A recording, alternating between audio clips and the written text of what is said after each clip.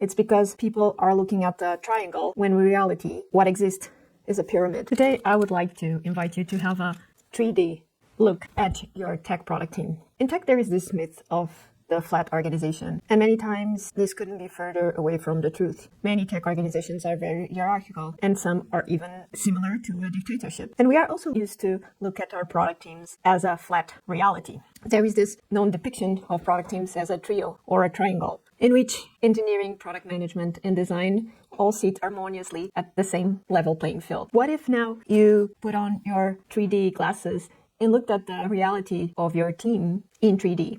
And the third dimension is power dynamics. So if you look at your team and try to understand the differences in the levels of power, perhaps you come out of it with a new understanding of the friction and the conflicts that arise that would not be explained by a flat triangle or trio where all parts seem to be in the same level, in the same dimension. So if you start looking at your product team in terms of power and try to understand within these three roles that are typically present in the tech product team, what are the differences in power? What are the imbalances? Then you realize why sometimes it's not very harmonious, this collaboration between the three disciplines. So put on your glasses, 3D glasses, and look at your team right now and try to answer this question. If one of the persons from each discipline all of a sudden started a tantrum, who would be most deeply hurt within the organization and who would receive immediately attention from executive leadership? And you can then rank the disciplines. So if your experience is similar to mine, you will come to the conclusion that typically engineers would be the subject or the role that if they throw a tantrum at something, they will receive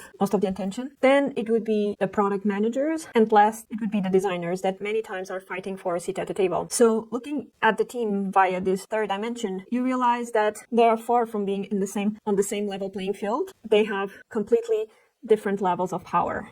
And what that can mean to a team is that certain disciplines can go unheard or unnoticed and can be overridden by other disciplines. And that, I believe, was not the aim of creating multidisciplinary teams, that some disciplines would be completely silenced. I think there is no purpose in having a multidisciplinary team if there are such high imbalances of power that make some disciplines be completely silenced. So my hypothesis is that to fully benefit from all the contributions that the different disciplines can make, there cannot be such high imbalances of power within the disciplines in product teams. If you want to benefit from the contributions of design, their role and their power cannot be so distant from the power that the software engineer has that they run the risk at any kind of difference in opinion to be completely silenced and overridden. So it's very important for product leaders to start looking at their teams using this third dimension and assessing the imbalances of power if they believe that the contributions of all disciplines are important, if not equally valid. I don't think that, from my experience, this discussion about power